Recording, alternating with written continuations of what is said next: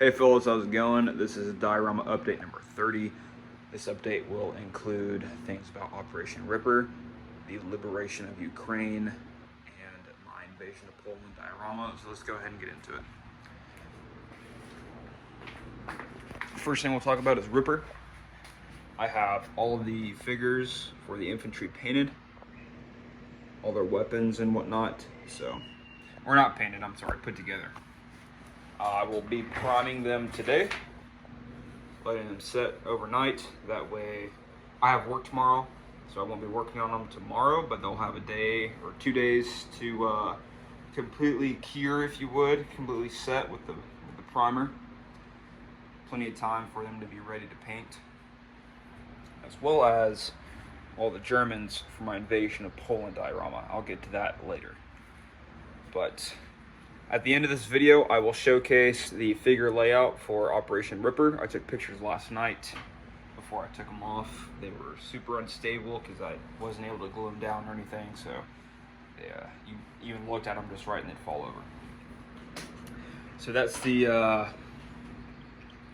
Ripper update. Oh, as well, so I bought out all the balsa wood in my area. It's really unfortunate, but I've got some 10 pieces of 1/16 thick, 12-inch by 8-inch plywood crafted balsa wood sheets.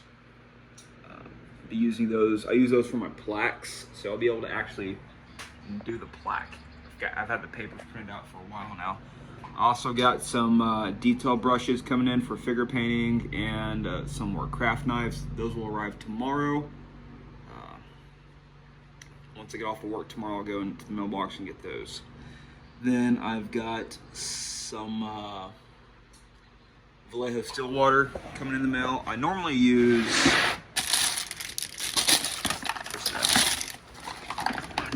this stuff, and it's okay.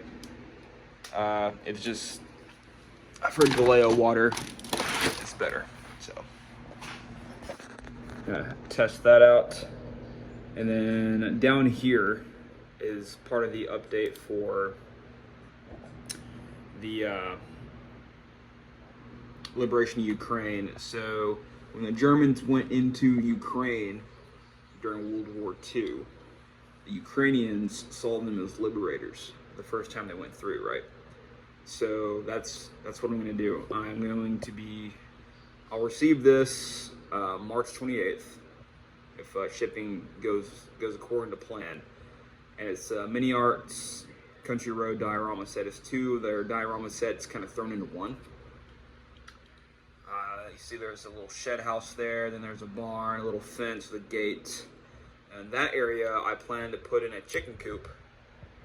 Because I've got, let's see if I can find it. I've got these guys coming in today. This Eastern Front elite Germans. You got like a chicken right there, as you can see. Some melons and whatnot. So have those guys coming out of the center area. And then I've got this Panzermeier, the Hitler bodyguard division, whenever they went and fought as Panzer Grenadiers. And I don't know how you pronounce that, but Mariupol, 1941, that's actually in Ukraine, so it works out perfect. They're all kind of stationary, looking around to see where to go. It works out perfect because everyone's going to be paused on the road, just kind of seeing their way around. I've got a few kits here to do. The 38T by Dragon, the Smart Kit, it has a full interior.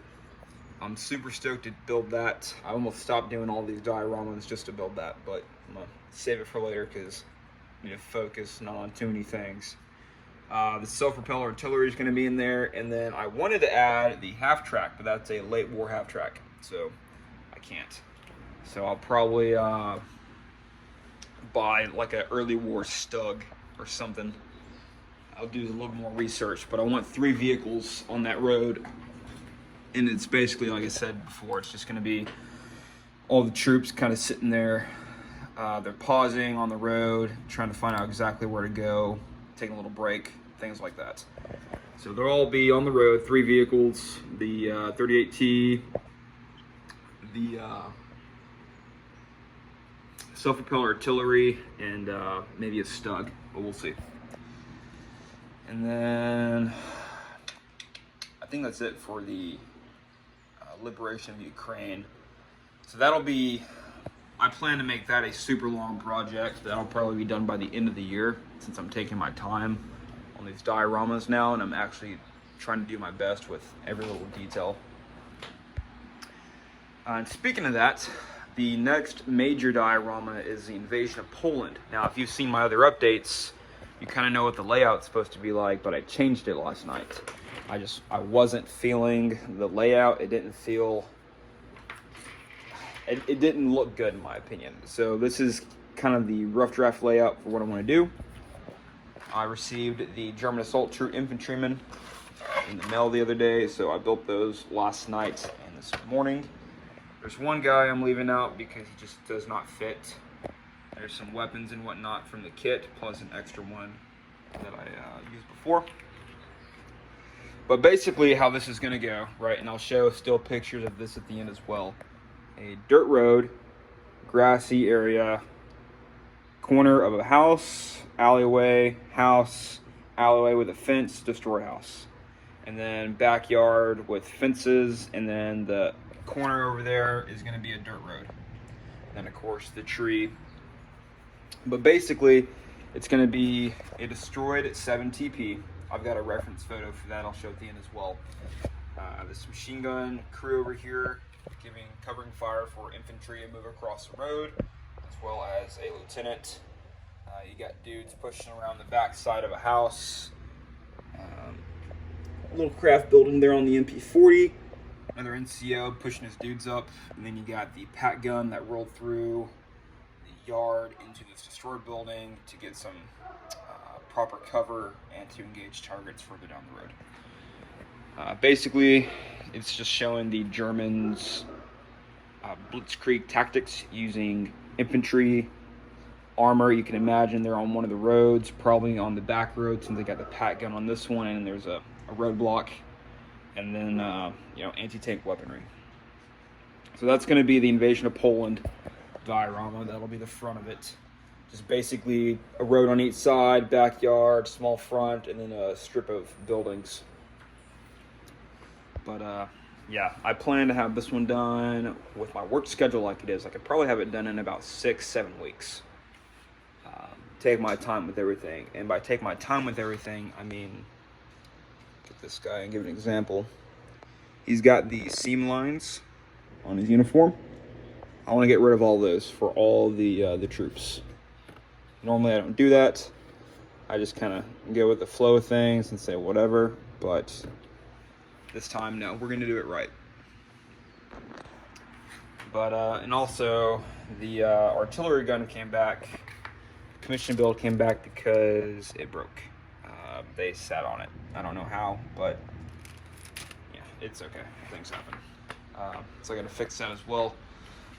A lot of stuff going on. Yeah, that's basically the update. So give me just a moment and I will show you guys all of those still photos I promised. All right, so this is the first picture for the Operation Ripper infantry layout. It's the top view. The figures are unpainted and unprimed. Here's another point of view. So the first ones we'll go into are the front two, looking at the destroyed Gaz. That Jeep, the one on the right is supposed to be like the new guy, and the one on the left is like his senior dude, kind of telling him that, hey, this is now your reality. Don't fuck up on patrol. And then the BAR gunner, who's going to be just holding the bar by the carrying handle, looking up the hill, drinking a canteen. Then you've got the other 2 infantrymen who are going to be walking alongside the tank. All right, so here's the invasion of Poland layout. Kind of already showed to you guys. Something I want to point out is that the MP40s that are displayed in this diorama are represented to be MP38s. I still need to do some engraving on the top of it so you can see the lines. But if you look up Google Images, a side-by-side picture of MP40, MP38, you'll be able to see the differences. Another thing is I did a homemade stock on that guy's MP38. Kind of helped make him blend a little bit better. Hope Hope you guys enjoyed the video. Thank you for watching. Tips are always welcomed. I will see you guys next time.